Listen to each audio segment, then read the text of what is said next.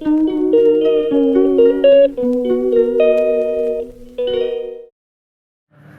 My cuties, welcome back to my channel. এখন বাজে সকাল 7:30। আমি সকালে উঠে জল খেয়ে নিয়েছি। আমি আগের দিনই বললাম জল খাওয়াটা খুব দরকার সকালবেলা। তো এদিকে আমি বসিয়েছি হচ্ছে চাটা গরম করতে। তাড়াতাড়ি চা খেয়ে আমার টিউশন পড়তে আসবে। তো এই যে চা খাওয়ার পরেই চলে এসেছে বাচ্চারা টিউশন পড়তে। এটা হচ্ছে একটা ব্যাচ, এছাড়াও আমার অনেক ব্যাচ আছে। আজকে একটা ব্যাচই ছিল, তো তাদেরকেই পড়াচ্ছি।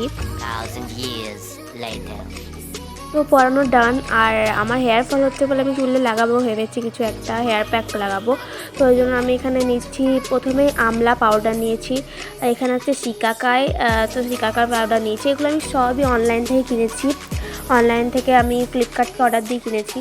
তো আমার বোন বললে এটা লাগাতে, এটা লাগালে নাকি, এই প্যাকটা লাগালে নাকি হেয়ার ফলটা একটু কম হয়, তো আমি এই জন্য লাগাচ্ছি। তো আমি প্রথমে আমলা নিয়েছি, তারপরে নিলাম হচ্ছে শিকাকাই। এখানে দেখতে পাচ্ছ রিঠা নিয়েছি, রিঠা পাউডার। এই রিঠা পাউডারটা নাকি চুলের পক্ষে খুব ভালো, তো এই জন্য আমি রিঠা পাউডারটাও একটু নিলাম, ওই 1 চামচ মতো। আর তারপর নিয়েছি হিবিস্কাস, মানে ওই জবা ফুলের গুঁড়ো যেটা। তো এটা হচ্ছে রেড কালারের, দেখতে খুব সুন্দর এটা। অ্যান্ড এটা আমি নিয়েছি, এটাও নিলাম ওই 2 চামচ মতো নিয়েছি। 2 চামচ না, 1 চামচ আর হাফ চামচ নিয়েছি।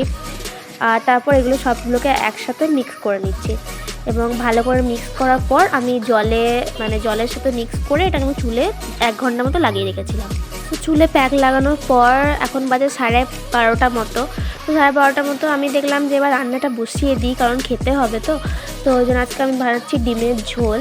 তো দেখো আমি 5টা ডিম নিয়ে নিয়েছি, আর আলুগুলো কেটে নিয়েছি, সেদ্ধ করে নিয়েছি সব। তো গ্যাসের মধ্যে কড়াই চাপানোর পর তেল দিয়ে দিয়েছি, সর্ষের তেল, এবং তারপরে দিয়ে দিয়েছি হচ্ছে একটু হলুদ গুঁড়ো দিয়ে দিলাম।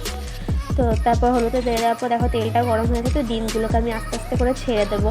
ডিমগুলো ছাড়ার সময় একটু সাবধানে দূর থেকে ছাড়বে। আমি ভুলে গেছিলাম, এমনি যদি তুমি একটু নুন দিয়ে দাও তেলের মধ্যে, তাহলে তোমার ডিম দেওয়ার পর যে তেলটা ছেটায় না, সে তেলটা একটু কম ছিটবে। তো আমি নুন দিতে একটু ভুলে গেছিলাম। তো যাই হোক, তো আমি তারপর ডিমগুলো ছেড়ে দিলাম। তো ডিমগুলো একটু হালকা করে একটু ভেজে নেব। ডিমের ঝোলে ডিমগুলো ভাজলে খেতেও খুব ভালো লাগে, দেখতেও খুব সুন্দর লাগে। তো প্রথমে আমি ডিমগুলো ভেজে নিচ্ছি। তো এখানে আমি 5টা ডিম নিয়েছি, আর এখানে তারপর ডিমগুলো ভাজা হয়ে গেছে। তো ডিমগুলোকে আমি এবার তুলে নিচ্ছি। তো ডিম ভাজা হয়ে যাওয়ার পর ডিমগুলোকে আমি তুলে নিলাম আস্তে আস্তে করে। তারপর আমি কড়াইয়ে দিয়ে দিচ্ছি হচ্ছে পেঁয়াজ কুচি দিয়ে দেওয়ার পর আমি তারপর দিচ্ছি পেঁয়াজ কুচিগুলো দিয়ে দেওয়ার পর আমি এর মধ্যে দিয়ে দেবো কাঁচা লঙ্কা, গোটা কাঁচা লঙ্কা দিয়ে দেবো। তো তোমরা যতটা, আমি ঝাল খুব খাই সেই জন্য আমি 4টে কাঁচা লঙ্কা দিয়েছি। তুমি যদি ঝাল কম খাস তো 2টো দিতে পারো। এখানে নিয়েছি আমি আদা রসুনের পেস্ট।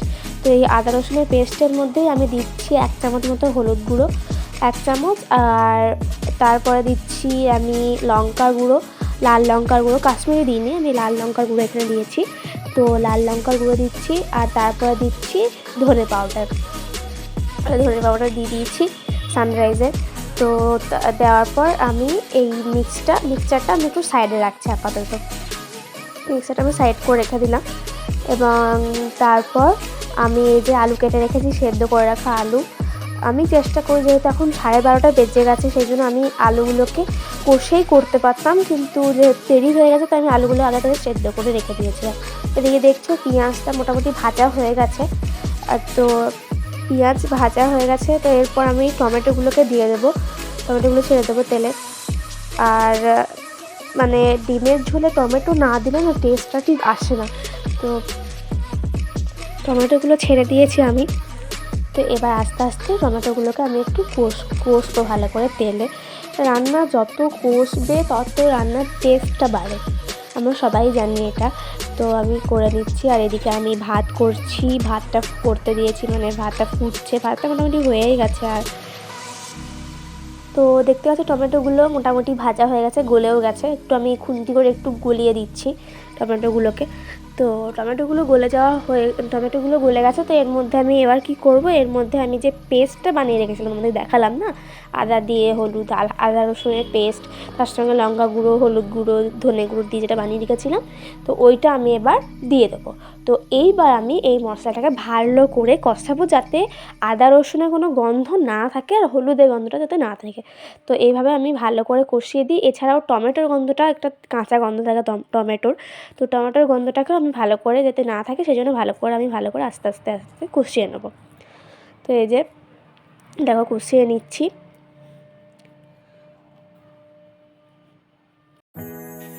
দেখতে পাচ্ছ মশলা থেকে মোটামুটি তেল ছেড়ে দিয়েছে, মানে মশলাটা মোটামুটি কষা হয়ে গেছে। দেখো এবার কিন্তু মশলাটা পুরোপুরি কষা হয়ে গেছে, মানে মশলা থেকে মোটামুটি তেল ছেড়ে দিয়েছে, একদম তেল ছেড়ে দিয়েছে। এইবার আমরা যেটা করব সেটা হচ্ছে, আমি এর মধ্যে যে ডিমগুলো ভেজে রেখেছিলাম আর যে আলুগুলো কেটে রেখেছিলাম সেগুলো সব আস্তে করে আমি কড়াইয়ের মধ্যে দিয়ে দেবো। তারপর আমি এগুলোকে ভালো করে কষিয়ে নেব। তো এই যে আমার হয়ে গেছে ডিমের ঝোল। এখন মোটামুটি 1:30টা বেজে গেছে। তো তাড়াতাড়ি ঝোল করে আমাকে চান করে মানে খাবার লাঞ্চ কমপ্লিট হয়েই আমাকে পড়তে বসতে হবে। তো হ্যাঁ, আমি ধনেপাতা দিতে ভুলে গেছিলাম। তো ডিমের ঝোলে ধনেপাতার টেস্টটা অবশ্যই ভালো লাগে। নুনও দিয়েছি, আমি তোমাদের দেখিয়েছি, নুনও দিয়েছি, ধনেপাতা দিয়ে দিয়েছি।